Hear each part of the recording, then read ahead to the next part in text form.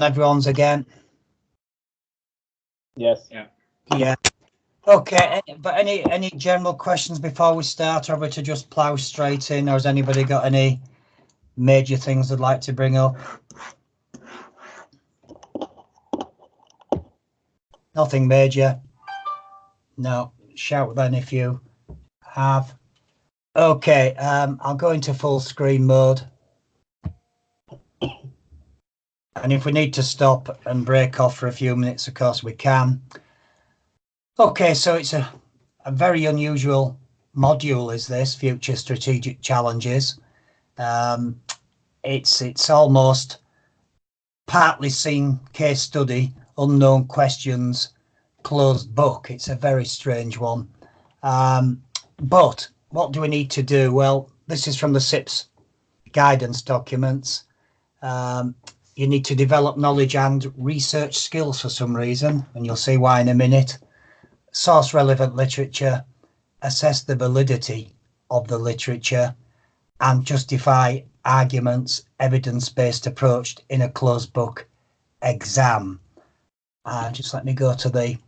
So it's not a theory essay, you need evidence. So it will be no good as just saying it's increasingly important, sustainability, supply chains need to be more transparent. This will mean purchasing needs to become strategic. You could have made it up. You could have read it in a book, but you need to say where you've read it. We need evidence. So it's a very strange one, is this? It's almost like a university essay where you're having to write about the subject, but you're going to have to cross-reference to research or reports or SIPS magazines or newspaper articles, etc., etc. So the evidence will be in the form of you saying where you've read it. You know, you might say KPMG recently surveyed chief executives and found the most pressing issue was a lack of talent in supply chain.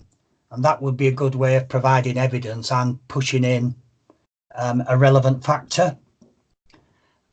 So it is unusual. Now, I've done some links to how to write evidence-based, and we'll come back onto that in a minute. But just if you clock that in mind, that it's evidence-based, whatever that means.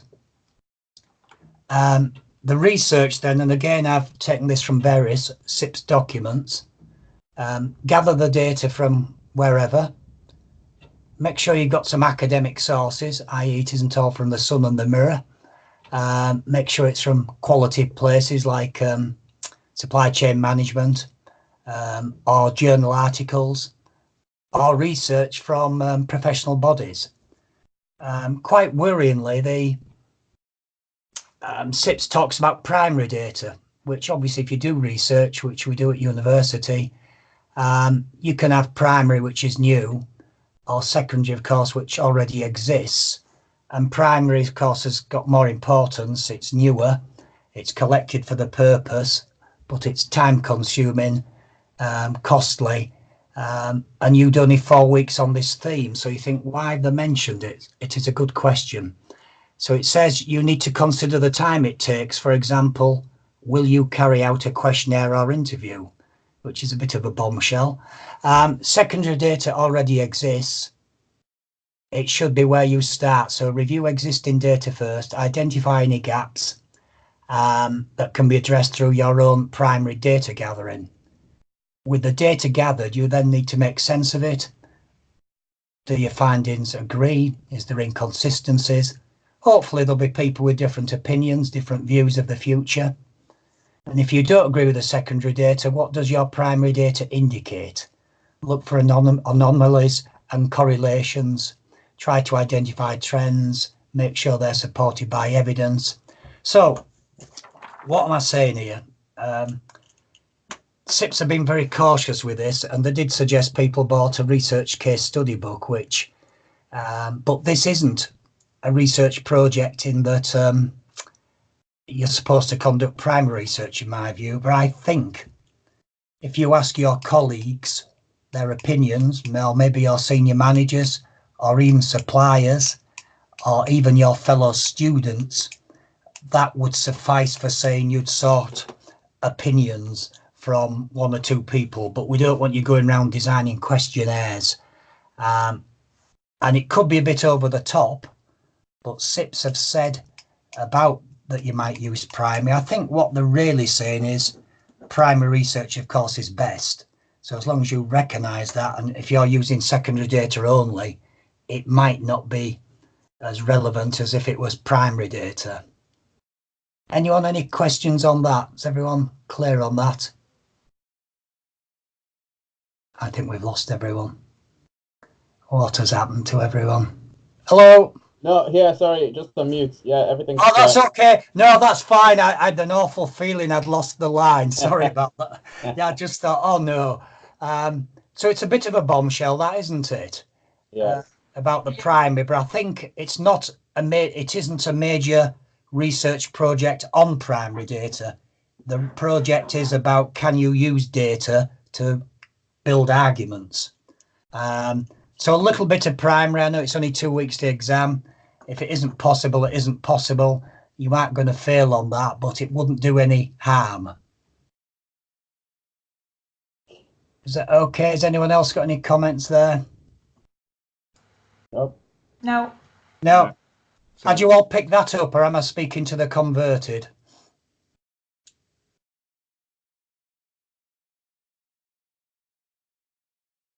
Converted, hopefully. Okay. Right. So in the exam then, there's only 2 questions, as you know, and you've got 2 hours. So you've got plenty of time. 1 hour, stop, start question 2, or 55 minutes anyway, something like that. And as you know, 1 will be about the change in needs and requirements related to procurement, where you discuss your ideas, thoughts of the change in needs and requirements, and what these requirements are in relation to the theme of ethics in supply chains. So we know that question 1 is learning outcome 1, and learning outcome 1 has 3 assessment criteria. Assess what the future procurement and supply function will look like. Contrast the skills and expectations of supply chain leaders, and contrast the influence of emerging business and markets on procurement and supply function. So 3 possible questions here. Now, if we look at the specific unit content on 1.1, this gives us some clues as to likely areas that you could put in an answer on 1.1 if you're talking about what the future function may look like. So these bullet points, as you know from your SIPS exams previously, are what I'd call indicative content, things you might use to talk about agility, flexibility, complexity, restructuring. It's quite vague, is all that. And if we look at the likely question on that, discuss how ethical supply chains will impact upon the future strategic procurement and supply function. So that's a question that we need to prepare, not a full mock answer, but sort of rough notes on. Now, I've said C2.2 for notes. The reason being 2.2 is almost distinguishable from 1.1, and we'll come on to that in a moment a bit more. So 1.2, we will come back to 1.1, is about skills and expectations of the leaders in supply chain. So it's about your chief procurement officer, your purchase managers, your supply chain directors. So what are the skills and their expectations? And it is talking about functional knowledge, interpersonal knowledge, general management skills, relationship management, and the ethical and sustainable management, and leadership with the environmental issues, which the bottom bit links nicely to the theme.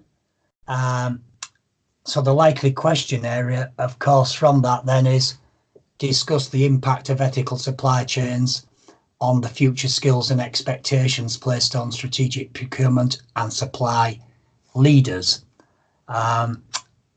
Now, what SIPs say on this, not me, this is the SIPs guidance document.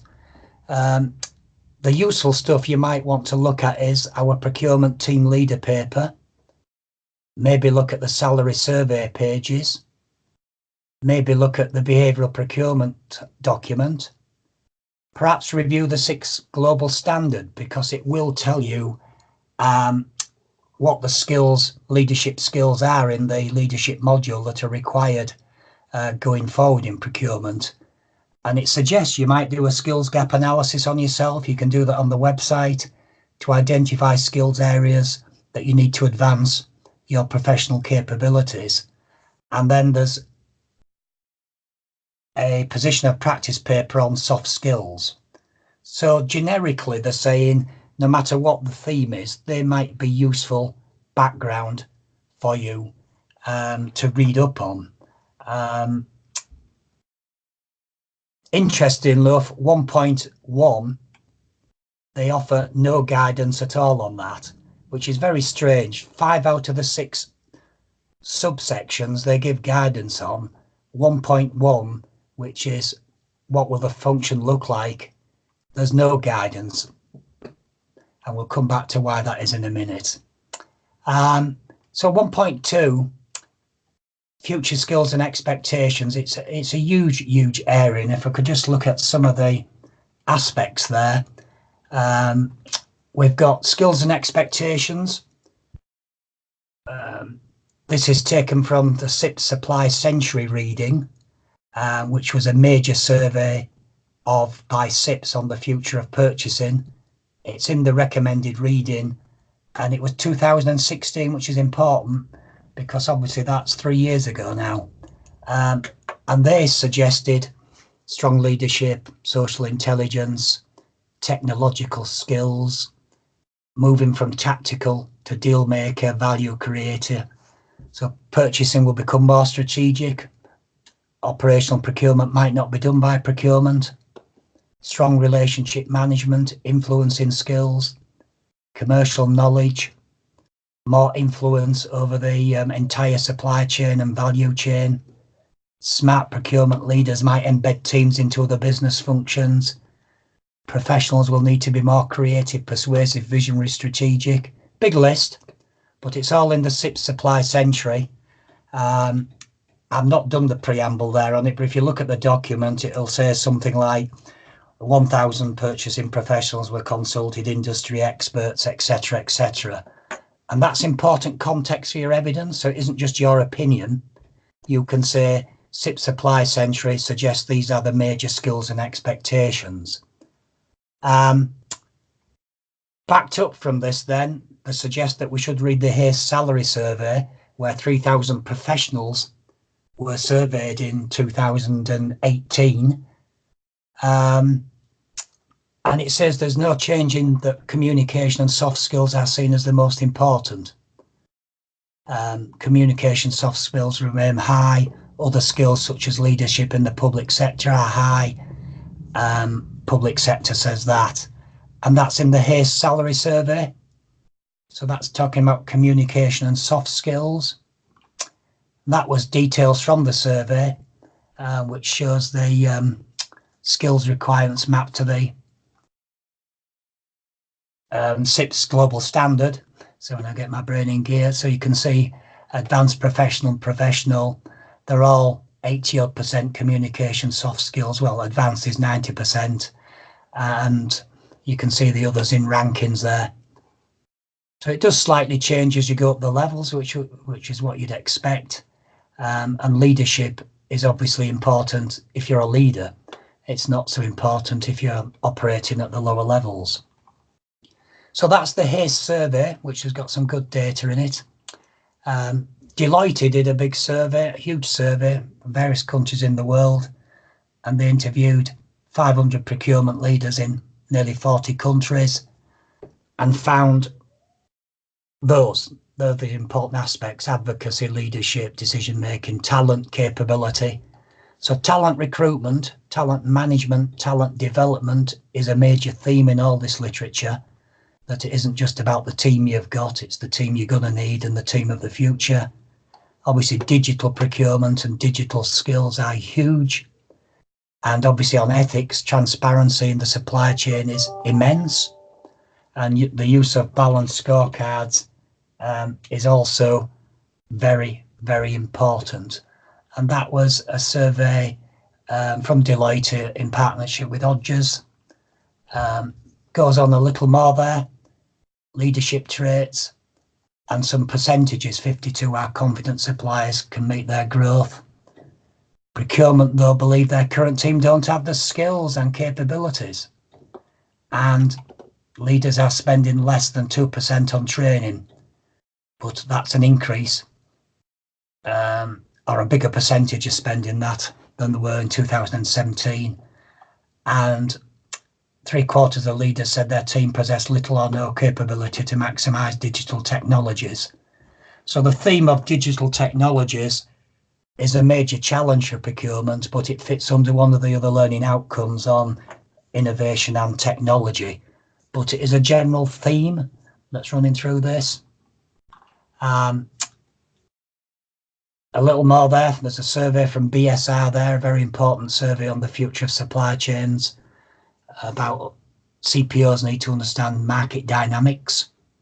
And in 2025, the CPO will be even more focused on strategic foresight, understanding forces, translating signals, and providing valuable business intelligence. And supply professionals in high growth companies are more likely to say procurement is becoming more strategic and collaborative, and data and information use. So quite a broad thing. I'm not going to go into as much detail on all the others, but this is just to get us a flavour. Skills. So it talks here more about skills. I won't read all that slide, but there's a quote there from Gartner. We expect the supply chain of the future will undergo major transformation. Supply chains will act on their own. And it talks about digital dexterity. And that's pretty much 1.2. I'll break off in a second for that. 1.3 is the influence of emerging business markets, volatile environment, wider influence on market, future risks and challenging. Although the risks and challenges is somewhat covered in some of the others. The guidance on this one from SIPS is read our commercial intelligence, read the market analysis, and read our market development pages. So a possible question there when I get to it, evaluate how, sorry, I've jumped down there, sorry about that. Evaluate how emerging business markets will impact on the management of ethical supply chains. I've not done any notes on that. I have done notes, but I haven't put it there because I don't think for 1 minute that that's going to be the question. Emerging markets do present risks, and we might end up having to source more in emerging markets, but ethical supply chains, I don't think fits well with that learning outcome. I'm just going to break off for a second there and put a fresh document on the board, which some of you have had already, which is my notes on the module itself. So I've done some generic cram notes here, which is my study guide. 1.1 is exactly the same as the copy if I've sent it to you already on what will the procurement function of the future look like. And if I just briefly go down this, I'll show you where we're coming from. So we've got our notes on alignment in there, vertical alignment, horizontal alignment, and the need obviously for it to be pulling together. Calibrating the strategy, which is a word SIPS uses for making sure it's fit for purpose. Dealing with complexity and the stuff you've covered many times before, lean and agile supply chains. So I'm not going to drill you tonight about that. It's just there's probably a need for more agile supply chains. So it's quite general, is this 1.1, the need for resilience and risk, and we'll come back onto the risk management. But if we look for a second at 1.2, which we've just looked at on the skills, some of the slide content I've taken from here, but I've also got sections on what are interpersonal skills, with a list of them: communication, emotional intelligence, and I've also put the Deloitte survey in there, and a little more from the BSR and how technology will impact upon the supply chains and the skills that are required. And it's quite detailed, that, so I'm not going to read through all that at the minute, but you can see you will need to consult that. And then the ethical and supplier management, which we're going to cover in a minute on the slides, is there. So that finishes somewhat in a minute when we get there from the ethics. I don't want to go over the ethical supply chain yet because it's in the next section. And 1.3 is the Brexit challenges, future risks and challenges. Nothing really untoward there. And what I've done for this unit, and I will spend a bit more time yet, don't worry, on the L6M4 additional readings. If you can see that on your desktop, I've produced a folder there called L6M4 readings. There's some general stuff here outside the folders, but the specific content in each folder on each learning outcome with extra readings in. So 1.1 and 2.2, the extra readings are there, and there are some notes additional to the slides that I've done there on the future of procurement, and that runs into 5 or 6 pages of additional notes. So you'll find for each one of these there is a folder with extra readings and perhaps a Word document with some extra materials. And if we looked at future skills, you'll see the salary surveys are there.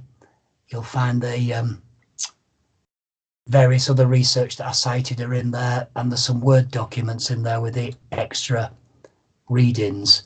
And I'll come on how to use that in a minute better. So we're going to go now to exam question 2, unless anyone's got any major queries there.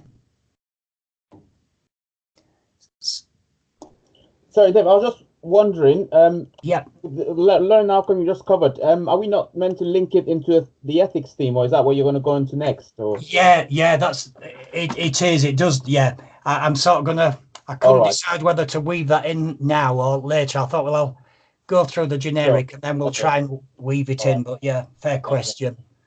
Okay, so exam question 2 is about the challenges for the profession, because that's the learning outcome, and also the opportunities. So we need to write about those changes and challenges, which isn't dissimilar to learning outcome 1, I'm afraid. It's really important. Do not write everything about the theme.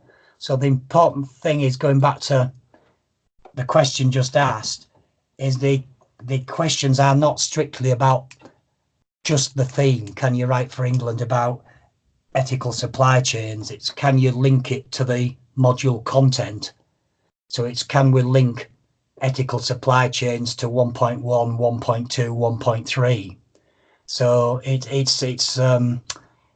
I suppose it is almost like a case study where it isn't just use theory, it's related to the theme always. So what have we got then in this section 2? We know the learning outcome, the high one, is future challenges. Now, they aren't strictly going to ask, hopefully they understand future challenges, discuss. They should really only ask a 25 marker about 2.1, 2.2 or 2.3. So if we look at 2.1, the actual content that SIPs say we need to learn, disruptive influences, leveraging opportunities, automation, and I didn't read the most important thing on 2.1, role and influences of innovation and technology. And within that, we'll look at opportunities and agenda. But the question is really innovation. So the possible question will be, evaluate how ethical supply chains will affect the future role and influence of innovation and technology on the profession. Now, you might say innovation and technology will affect the ethical supply chains rather than how ethical will affect innovation and technology. Well, that's the likely question. SIPS suggests an answer on this, which you'll notice isn't quite the same as what they say there, although it talks about automation and skills. SIPS suggests you need to read about digitisation, competitive advantage, the dreaded Industry 4, and the SIPS innovation cycle, perhaps, which would be all useful, they're saying, for answering 2.1. But all them guidance documents are in my extra reading on 2.1. But that's what SIPS are saying for 2.1. And I think this has got to be the hot favourite, I think, innovation and technology. So what is Industry 4? Well, it is a bit of a buzzword, isn't it? Characterised by cyber physical systems with autonomous machine-to-machine communication. It's the fourth industrial revolution, if you like. System autonomy, big data analytics, machine-to-machine communication. The key technologies, big data analytics, Internet of Things, robotics, 3D printing, artificial intelligence and machine learning. Who says so? Kantz et al. Innovation Disruption article in 2017. So this key impact of digitisation, Industry 4, predictive analytics is a major theme, I think, throughout this module. It talks about blockchain, and I must admit it takes some getting your head around blockchain, but most of the challenges mention blockchain, and it's a revolutionary technology, and I'm sure you're all okay with it. Major thread, B2B, it can transform all digital transactions from payments to audits. Blockchain-based innovations holds promise.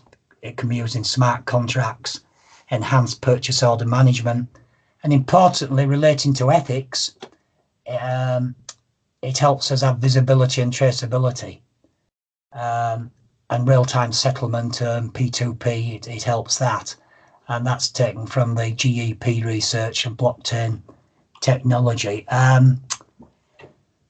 I've got some extra readings on blockchain in there, which actually gives you an example, and it shows you how it's been used in supply chains. There's a couple of examples, one from the Purchase and Supply Management, I think, magazine, and one from another source, which shows how people are starting to use it. So they've got traceability on products through the supply chain, and full visibility. And you've got this buzzword here, smart contracts. So a lot of jargon, I'm afraid, there.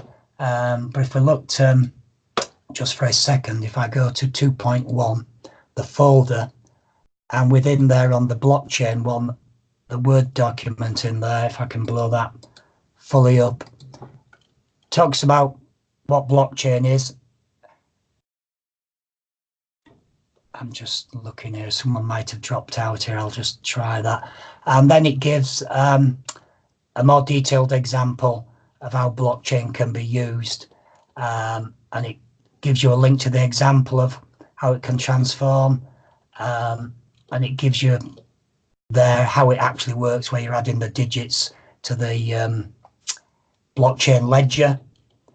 So if you aren't into it, as I wasn't blockchain, I had to read up on it, and there's a whole document there that explains it better. And also in that folder, of course, is a full Word document that expands on the impact of digital on supply chains. Right, so we've got some general sort of impacts there. Some link though to ethics at last, visibility, traceability, and smart contracts. How does it impact on procurement? Assist buyers, so you'll have real-time data to make better decisions. So less reactive, more predictive, making developed in analytical solutions in real time. So it should reduce risk, give you real-time visibility of possible problems, disruptions in supply chains, and it can enable you to have full visibility of your supply chain and probably enable mapping in your supply chain to be more in real time. So 2.1, I quite like 2.1. It is generally about how will innovation and technology influence the profession. 2.2 is about how the profession's going to change, which links very much to 1.1 is what are the future skills and likely purchasing function in the future. So this is about stretch and blurring, new ways of competitive advantage, interdisciplinary working, growing influence of the profession, collaborative, and the guardians of the profession, which is a very important quote from our ex-chief executive, Noble, which we'll come on to. So the obvious question is, how will ethical supply chains affect the changing boundaries and shape of procurement? And the SIPS guidance is you need to read The Future of Procurement, which is in the extra readings, and I've extracted stuff from there, and also Future of the Profession, which are two really, really good documents. Well, I say good. The Future of the Procurement Supply Management is quite a complex document. So two guidance documents. So what does SIPS say in the Future of the Profession? Boundaries will change shape, become more blurred. We need more transdisciplinary skills. Procurement's role will be elevated, and it will become the trusted guardian and advisor of the standard while being collaborative. Boundaries mean more professionals with non-traditional procurement background being involved, more cross-collaborative engagement from other disciplines, and SIPS's role will be to ensure individuals have the right skills and capabilities, and of course they've just revised their qualifications, as you know, so bring that in, that they're fit for purpose and they're being developed around the skills and competencies that are going to be required for the next 5 years, hopefully. So it's not a question of upskilling, but rather cross-skilling, working with bodies. And now that's all from the Future Profession pages. We need transdisciplinary skills, which again are fairly, I think, self-evident. Collaboration, less of us. Those who remain will be more influential. The impact on profession is likely to be significant, but its influence should broaden, and it might even be absorbed into other business functions. The top 10 skills that are required in the future, this from World Economic Forum survey here, done in 2015. We can see how the skills required are changing. Complex problem solving is still number one, but you can see emotional intelligence has jumped out of nowhere, and some of the others are going down. So fewer people. Core attributes we'll need are EI, creativity, influence. So that's not SIPS saying, that's KPMG. And be able to act decisively on real-time data analytics to deliver future value propositions. Wow. And that's the change in skills required because of the digitization and Industry 4, that will need to move to be multifaceted knowledge managers. We need to be centres of excellence on business markets, understanding evolution of technology, consultant, holistic relationship skills, focus on complex deals. So it's a nice comparison there between traditional and future supply chain requirements because of Industry 4. Future of the procurement from an Oxford Economics research. The future is a work in progress. It has seen changes, becoming more strategic and more technology driven, and these transformative trends are ongoing. But yet you might say it's still quite recognisable. It hasn't changed yet that much. The survey goes on to say, what will it look like in 10 years? Well, some people think procurement will be completely absorbed into other areas, and some people think procurement will maintain its current structure while becoming more strategic and absorbing other functions. So 2 different views, and that was because largely they asked probably executives and practitioners on their views, and you can see the different opinions. But it was over 1,000 people who took part in this survey, so it was a significant survey, but it's 4 years ago. So we've got to be, the dates are very important to sort of how recent it is. So that's different views of the future.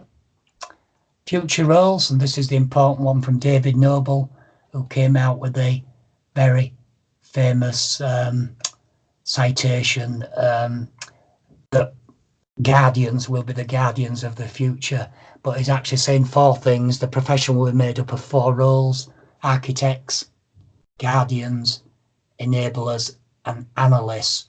And that was a very famous article from David Noble, our old chief executive, and that was in May 16. And if you remember, the learning outcome mentioned guardians of the future, or guardians. What does other people think? Well, I quite like this one. What will it look like in the future, and what technologies? Well, it'll be not your father's buyer. Far from managing orders, procurement will leverage technology. Intelligent systems will be brand ambassadors, chief collaborators. Super networks will be a feature, hyper-connected. And data drivers. Data is the new currency. It's bound to be a little technology driven when the article came from Supply Chain Digital, but procurement organisations are on the brink of more change. Future's bright. In the coming years, procurement will rethink everything from technology and resource allocation to talent, skill sets, and remake the function to operate in a way they want to, and it should do. Future predictions: less hierarchy, more collaboration, developments in sharing economy, increasing transparency, public scrutiny. Right. Now the SIPS, one of those 2 articles I mentioned earlier, talks about the future supply landscape, and this is quite a difficult area, this. One of the articles, they've looked at 2 scenarios of the future that it could look like. I think it was in 15 years' time.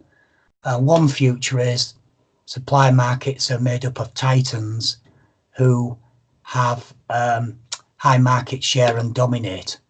Concentrated ownership of data and systems. Innovation is driven by titans.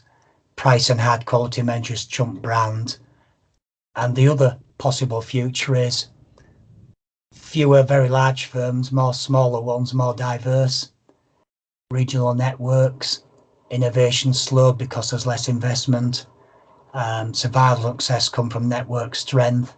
So these are 2 polar opposites of what could happen in the future. I'm not keen on the wording titans and networks, but it's quite a long-term view of what could happen in the future, and we can see more there, a general difference on the role of supply management.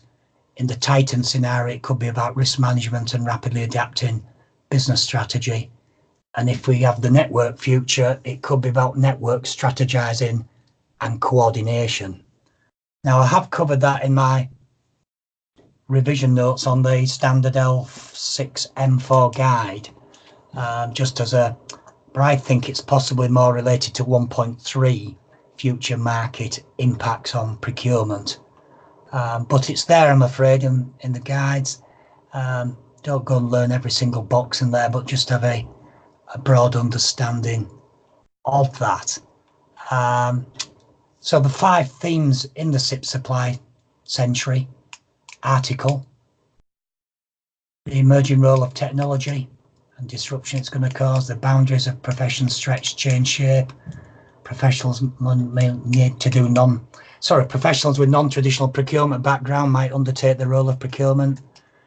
Risk is on everyone's agenda, and there's a need for resilient organisations who will gain competitive advantage, and the drive for innovation. And role of procurement is being architects of innovation is critical.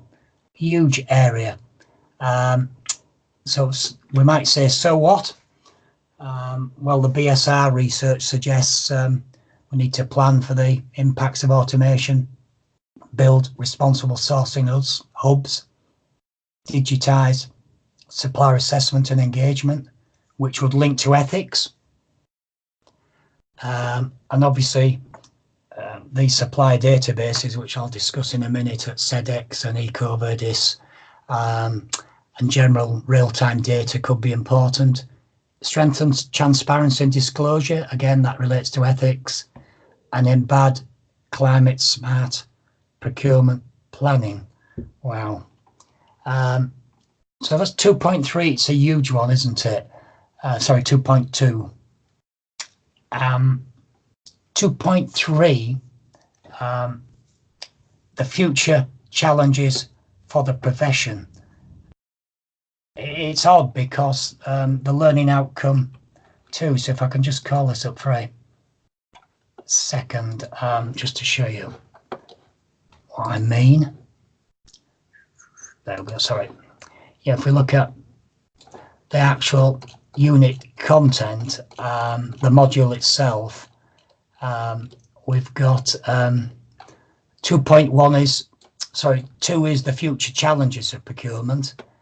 And when we get to 2.3, it is evaluate the future challenges for the profession. But it's not dissimilar to 1.1, assess what the strategic future procurement and supply function will look like. You see, that is subtly different, not much. And it's not dissimilar to future skills and expectations, but this one relates to leaders. So the important thing on this one is the leaders bit there, whereas what the future supply function will look like can be general skills. And obviously in 2.3, you would have thought it would be a wide range of challenges, such as having a common business language, understanding other functions, developing understanding, broad reach to add value, embed good practice, cross-skilling. But in fact, when we get to the SIPS content, so that's what you'd think, and you think, well, that's a wide range, but cross-skilling, of course, would fit in some of the others. The guidance from SIPS, I'll come back to the other slide, talks only about looking at sustainable and ethical procurement, which is good because that's our theme, looking at modern slavery, understanding circular procurement, and understanding how to mitigate risk from reputation, cyber breach, modern slavery, etc. So the guidance and reading they're pointing us to is pretty much what we need to look at for this theme. Whereas you would think the general guidance would be more to cover all 2.3, the general areas. But that guidance was done before the theme came out, and it's very relevant. So what do they say? Supply chain's emerging role. APIX did a major survey.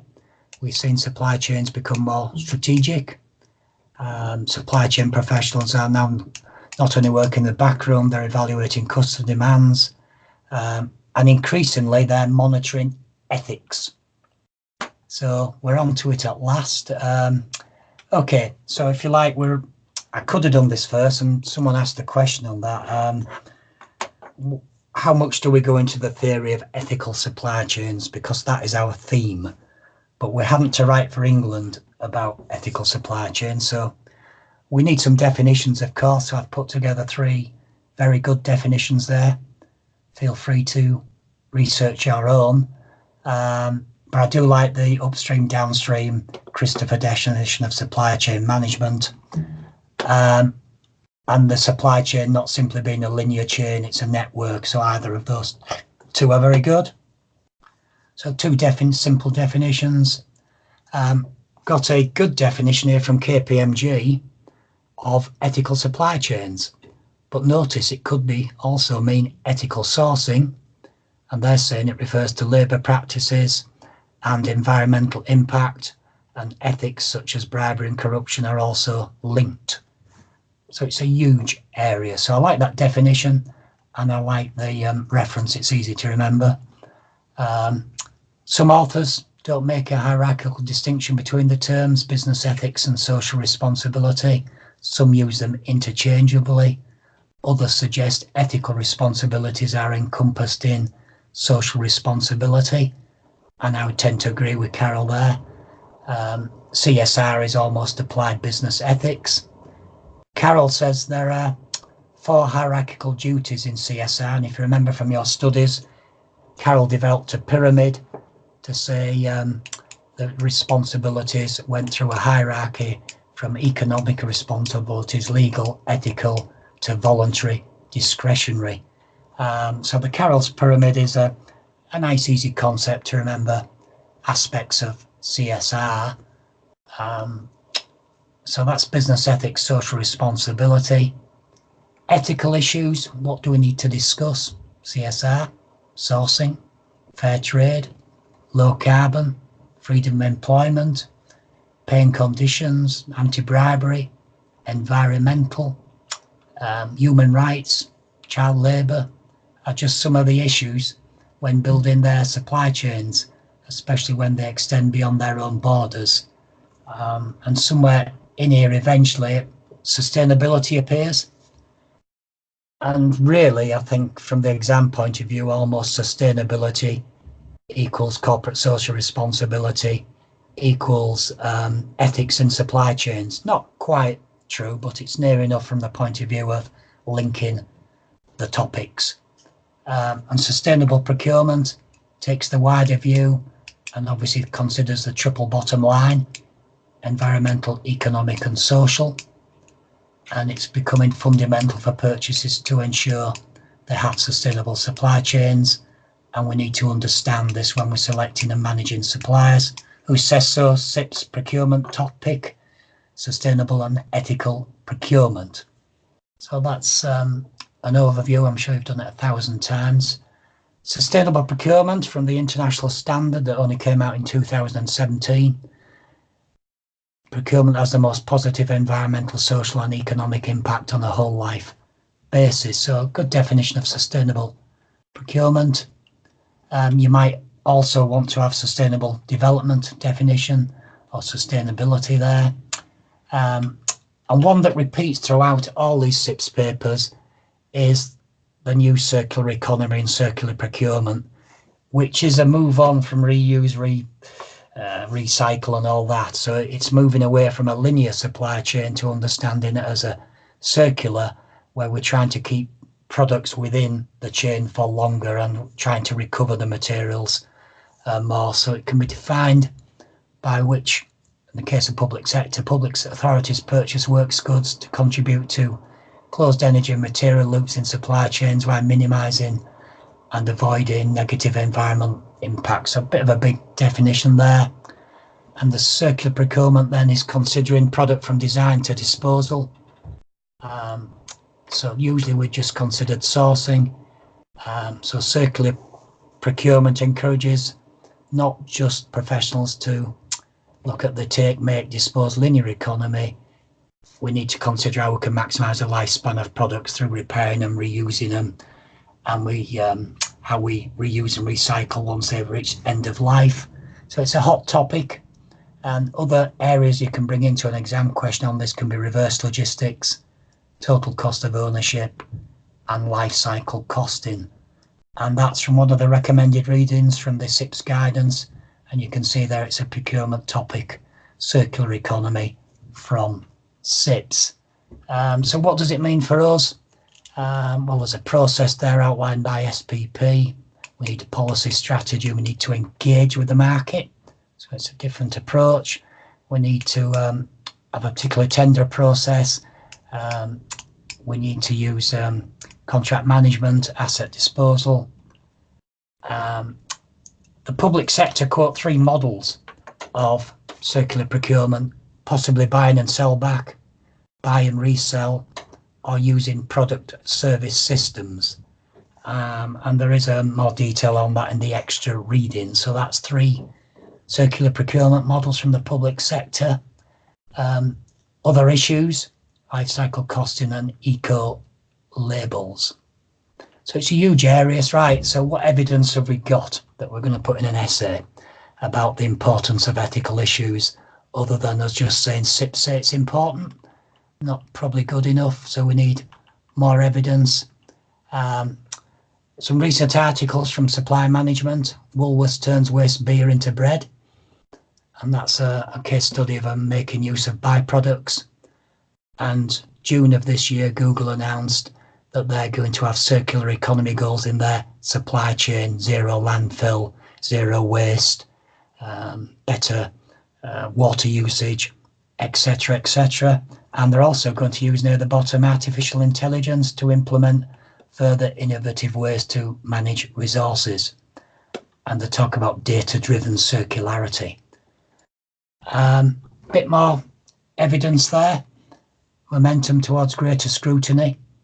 8 in 10 people think business have a responsibility to commit to socially responsible targets, according to a major survey of 2,000 people. The poll, commissioned by a charity, also revealed more than 1 in 3 consumers claim they have stopped buying from businesses who do not share. And in my extra readings, I think I've cited about another 5 surveys that show the importance of ethics to consumers and how their opinions are changing. Bit more evidence. Zalando commits to net zero emissions, and that's an October article from Eddy Newsroom website. Closed loop fashion. Zalando will design its packaging to minimise waste and eliminate single use. And some details there. So if you can get your own evidence or supplement this, put it into your own words, all good stuff. More evidence. And this is from EcoVadis, who are very, very important in ethical supply chains, because many companies now are using EcoVadis to provide a rating on their suppliers on how they rate on sustainability. They're an online cloud-based platform which you can join, and they will assess the risks in your supply chains. So EcoVadis, I meant to do some additional reading on that. Rather like SEDEX, SEDEX, are very important, and it's part of managing data, and it's part of increasing visibility and transparency. And you can see the study revealed 81% have increased their commitment to sustainable procurement, and that's just 13% executive support is seen as a challenge. So this shows the growing importance of sustainability. A little bit on sustainable supply chains, that they need to be resilient. Dave, can I ask a question quickly? You can, please do. When they say ethical supply chains, do they mean here sustainability as well? Because I got confused when I saw, I can't remember where, that ethical is like abuse, exploitation, human rights, bribery, corruption, fraud, modern slavery. So it's sustainable as well, like eco. Yeah, I think from the point of view of this exam, ethical supply chain equals sustainable supply chain, equals corporate social responsibility, equals sustainability. There's a slight different focus, but they overlap so much it's not worth trying to distinguish. Okay. I think if you've got sustainability is showing your commitment to being ethical, I think. CSR is probably publishing how you've been socially responsible, but they're all business ethics, or ethics is the underlying driving thing behind it, isn't it? So they are very similar, so don't worry. I think if you're reading something about how important sustainability is, it's really how important our ethical supply chains as well, isn't it? Okay, thank you. Perfect. Sustainability is looking at more than just what you do in your company, isn't it? It's also looking into the supply chain. But it is confusing. The terminology is awful. So partly that's why if I go back a second, I've tried to, probably not that well, but try and sort of say, well, it's a huge area. Here's some definitions of supply chains. Here's an ethical supply chain definition. Ethical sourcing. Here's CSR and business ethics. Here are ethical issues, which you could say are sustainability issues. Here's some more ethical issues. But it isn't just about labour standards. It's environment, bribery, corruption, good governance. So ethical supply chains is a broad brushstroke. Sustainable procurement, circular economy, you could say, is if you're doing circular procurement, you're being more responsible, more ethical. And this is the impact of supply. It's going to affect how we source, how we buy, how we engage with the market. So it's going to have huge impact. We've got some evidence to say people are doing it and how important it is. And that's just a general from Ernst & Young's. Understanding resilient supply chains are important. Remember, from your risk management, we want supply chains that are resilient, that don't fall down at the first problem, that they can withstand shocks. And businesses can have different models. You can have integrated sustainability where it's embedded in procurement, category management. You can have a hybrid structure, or you could have siloed, which isn't very good, where supply chain sustainability is segregated from core supply chain management. So there is a drive to more integration of sustainability into the big picture. And taken from this Ernst & Young survey, they come up with some of the challenges of sustainability, lack of end-to-end transparency, and then they say how you deal with it. How do we demonstrate value to the business? Here's how we deal with it. What about the high cost and lack of data? This is how we deal with it. How do we overcome the problem of integrating it into business? And there's some suggestions there. So key to all this as well is increased regulation, legislation and ethical codes. So you could have a little paragraph in your answer. One of the key drivers and impacts comes from ethical codes and legislation and regulation. And as we know, it's a big change in picture, which is creating many challenges. Who say so? Ernst & Young. So audits, obviously very common in supply chain, but they're a bit scorned upon now because of some of the problems. Sheffield University did some research in 2016 and found major problems of deception and lack of accountability, and there are many surveys that find problems with them. And Tradecraft SIPS did a report as well, which highlighted the problem of coach workers. They were trained to say the right answer, well, what they were supposed to say, and having double books so you can't prove that they aren't being paid right or working the wrong hours. So even though we might have audits, and which audits we use and which standards can be problematic, they don't always work. Legislation, you don't have to learn this list, but you need to be able to cite it's a changing picture. There's been rapid changes in regulation and environmental laws, packaging laws, batteries, Bribery Act, social responsibility, SA 8000, EU action plan for the circular economy, ISO 31000, European strategies on plastics, UK governance codes, etc. So huge, and probably the UN 2030 agenda is quite important there for sustainable development, which has been adapted by all nations. So the regulatory picture, major changes. Any questions? Now, I'm not particularly saying we've finished there, but if I go back to 2.3 for a second, what you'll find is codes of conduct and regulation. So if we looked at the codes of conduct and regulation extra readings, it goes down all the various codes and what the benefits of using some of the codes, SA 8000, and it talks about the UN Global Compact, what's involved in it. Why audits are still necessary? Well, SEDEX would say that because they're a major organisation who runs audits in supply chains. But the vast majority of UK companies will use SEDEX. A lot of the internationals might use EcoVadis. Problems with audits, and then I've got all the legal regulations. You don't have to learn all these, of course. It is just throwing basic viewpoints in there. So the extra readings give you much more. It's really how far to go with that. So that's a fairly broad view. It's the difficulty I've got, and I'll just come down to how I would and ask questions. But this is my view, probably of how you should approach this. Is look at my PowerPoint again, maybe.